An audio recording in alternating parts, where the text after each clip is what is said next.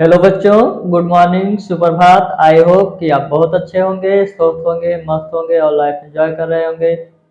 आप सभी लोगों का ऑलराउंडर जेके कोचिंग क्लासेस में स्वागत है। आज हम लोग यहाँ पे सीखेंगे एलसीआर परपथ। क्या सीखना है? तो एलसीआर परपथ सीखना है। और एलसीआर परपथ जैसा कि इसका नाम है वैसे भी इसका गुण भी है। चलिए देखते हैं यहाँ पे क्या लिखा है। एलसीआर परपथ, इसका मतलब ये सीरियल से लगा हुआ है यहाँ पे एलसीआर, तो यहाँ भी एलसीआर होगा। ये किस क्रम में जुड़ा हुआ है? तो श्रेणी क्रम में जुड़ा हुआ है। किस क्रम में है? श्रेणी क्रम में। तो यहाँ पे हम लोग कह सकते हैं कि एक परपथ है जिसमें प्रेरकत्व यल, संधारित्र सी, प्रतिरोध आर को श्रेणी क्रम में जोड़ा गया है और जिसमें क्या है, एक प्रत्यावर्ती धारा स्रोत V बराबर V0 साइन ओमेगा टी, तो प्रत्यावर्ती धारा स्रोत लगाया गया है। यहाँ पे हम कह सकते हैं कि जो प्रेरकत्व यल है, यल के बीच में जो वोल्टेज काम करता है उसका नाम क्या है? VL। और जो संधारित्र C है, इसके बीच में जो वोल्टेज काम करता है वो क्या है? VC है। और यहाँ पे जो प्रतिरोध R है, इसके बीच में जो वोल्टेज काम करता है उसका नाम है VR। तो ये समझ में आ गया होगा।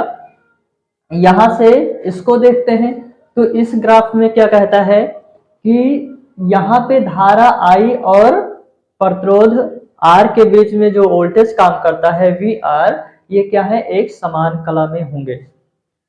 उसके बाद में यहाँ पे जो संधारित्र C होता है, तो संधारित्र C के बीच में जो वोल्टेज VC होता है, इसके बीच में जो काम करेगा वो क्या होगा? धारा जो होगा वो पश्चगामी होगा। और जो VL है, VL किसके बीच का वोल्टेज है? तो प्रेरकत्व L के बीच का वोल्टेज है। तो इसके बीच में जो काम करेगा वो अग्रगामी काम करेगा। क्या काम करेगा? धारा I और वोल्टेज VL, ये दोनों क्या होंगे? अग्रगामी होंगे और ये पश्चगामी होगा। यहाँ पे जो वोल्टेज कांस्टेंट दिख रहा है वो वोल्टेज है। ठीक, तो यहां से हम लोग अब क्या लिख सकते हैं कि एलसीआर परपथ में क्या लिखेंगे? एल सी आर परिपथ में परिणामी वोल्टेज क्या लिखेंगे? परिणामी वोल्टेज, परिणामी वोल्टेज V हो तब। यहां से हम लोगों को कुछ ज्यादा नहीं सीखना है। इससे पहले हम लोग बहुत सारी चीजें सीख चुके हैं। जैसे एलसीआर परपथ सीखने से पहले हम लोग सीखे हैं एलआर परपथ, सीआर परपथ, एलआर परपथ, तो ये सब हम लोग सीख चुके हैं। तो यहाँ हम जानते थे कि जो विकर्ण काम करता है यहाँ V काम करता है, तो विकर्ण क्या रहेगा? V रहेगा।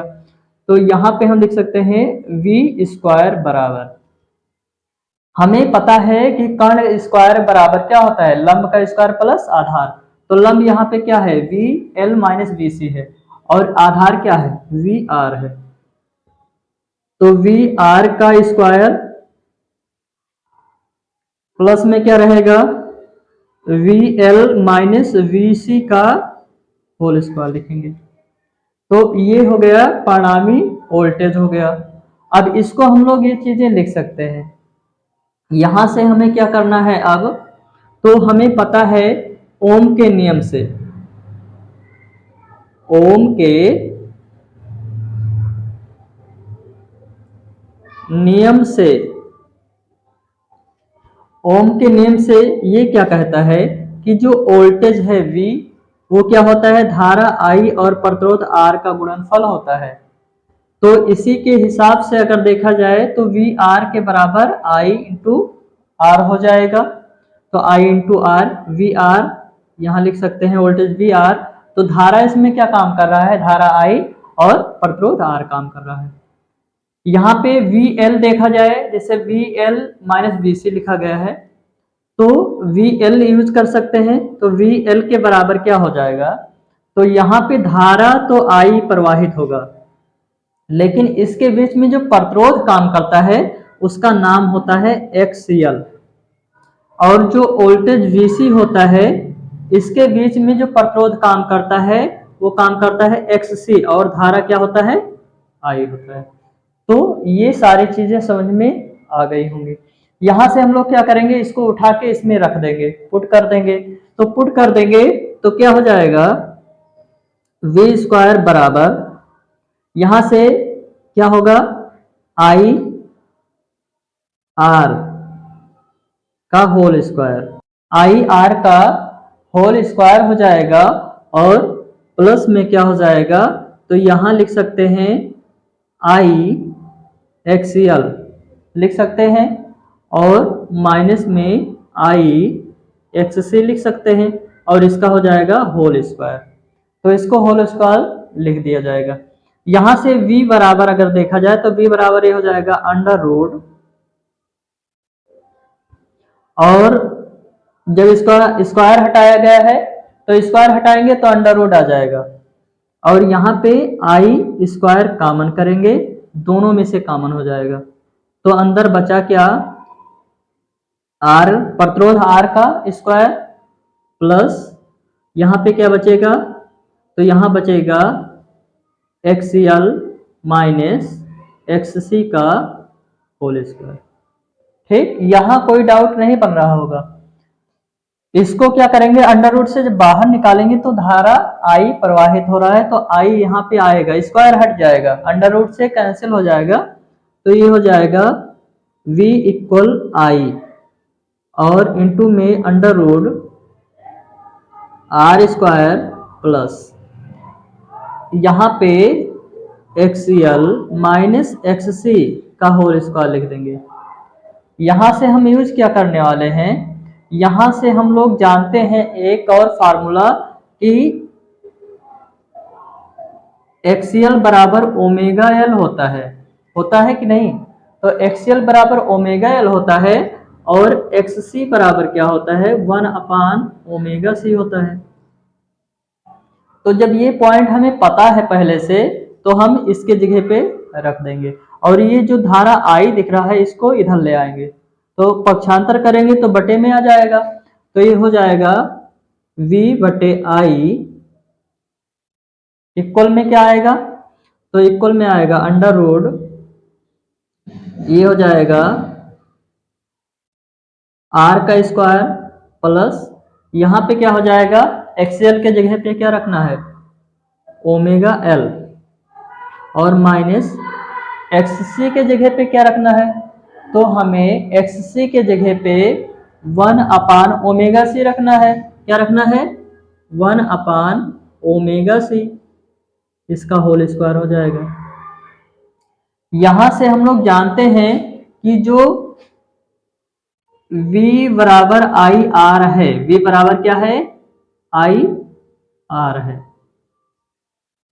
तो यहाँ पे हमें जब V/I अगर देखा जाए तो R के बराबर होता है, तो यहाँ प्रतिरोध R होना चाहिए था, लेकिन प्रेरकत्व L और धारिता C के कारण, या हम कह सकते हैं प्रतिरोध XCL और XC के कारण जो इसमें रुकावट उत्पन्न होता है उसे हम प्रतिबाधा कहते हैं, और प्रतिबाधा को हम लोग Z से लिखेंगे। किससे लिखेंगे, प्रतिबाधा को हम लोग Z से लिखेंगे। तो यहाँ पे क्या हो जाएगा, तो हम लोग लिखेंगे Z equal under root R का स्क्वायर प्लस XCL के जगह पे क्या लिख चुके हैं, यहां क्या लिखेंगे, अंडर रूट R का square plus omega L minus 1/ओमेगा C का होल स्क्वायर। तो ये लिख देंगे, ये प्रतिबाधा Z निकल के आ गया। हम लोग यहां से अब क्या लिखेंगे, तो यहां से क्या निकल के आ गया कि Z equal to under root R² plus में ओमेगा L माइनस 1/ओमेगा C का होल स्क्वायर। तो ये चीजें आ गई। अब हम लोग क्या लिखेंगे कि यदि यदि वोल्टेज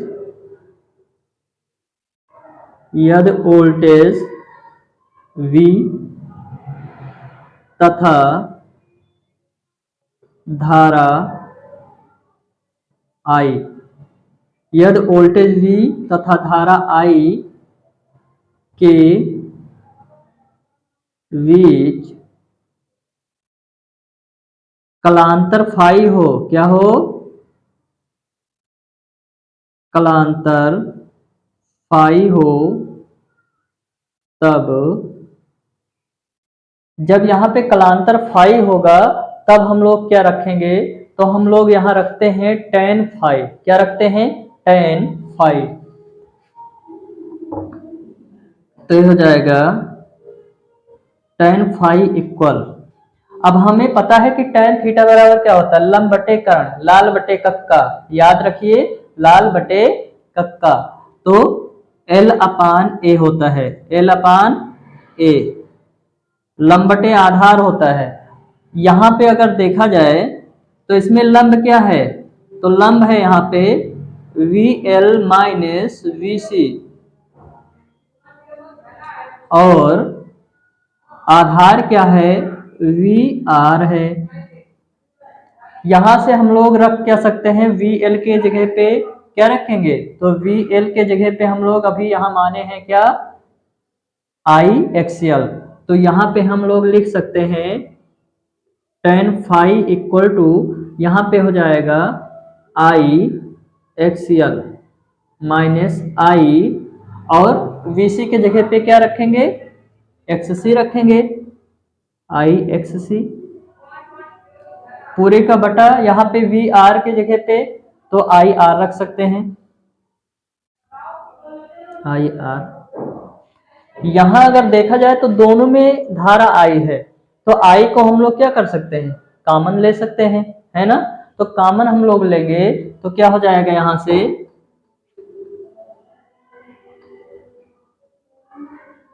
tan फाई इक्वल धारा I कॉमन हो गया और यहाँ पे XL माइनस XC और पूरे का बटा IR।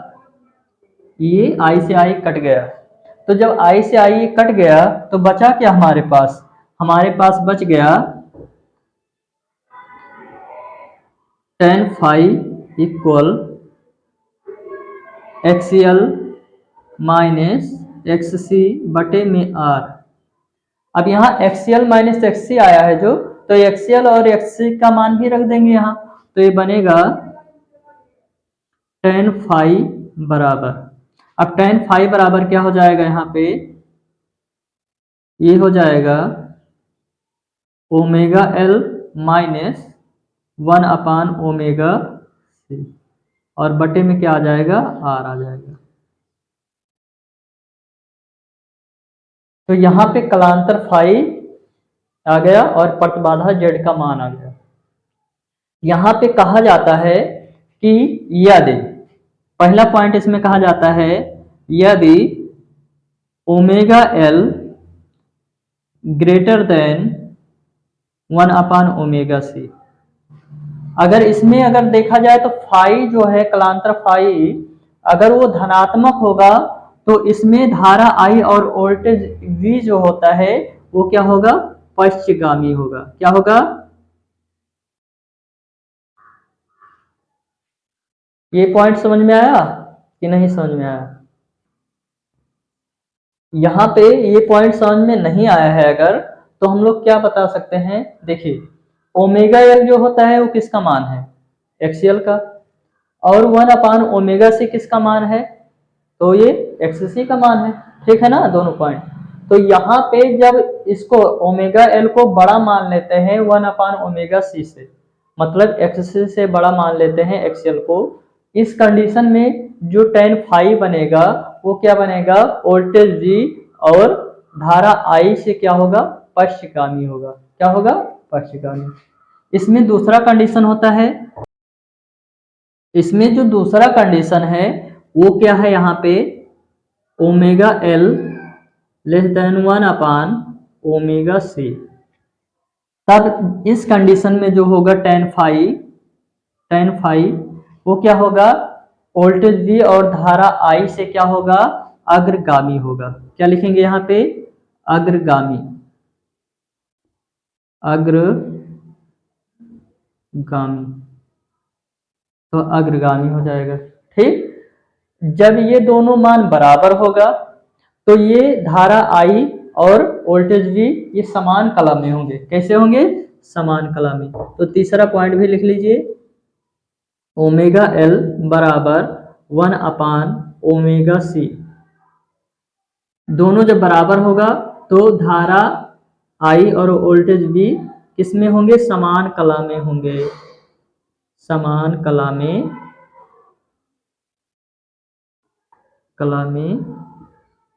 होंगे। तो ये टॉपिक बहुत ही अच्छा रहा होगा, समझ में आया होगा। आप लोग इस चैनल को ज़्यादा से ज़्यादा शेयर करिए, सब्सक्राइब करिए और बेल आइकन को दबाना मत भूलिए, क्योंकि आप लोग कोई भी वीडियो अगर डाला जाता है तो नोटिफिकेशन आपके मोबाइल पे पहुंचे कि वीडियो आप देख सकें।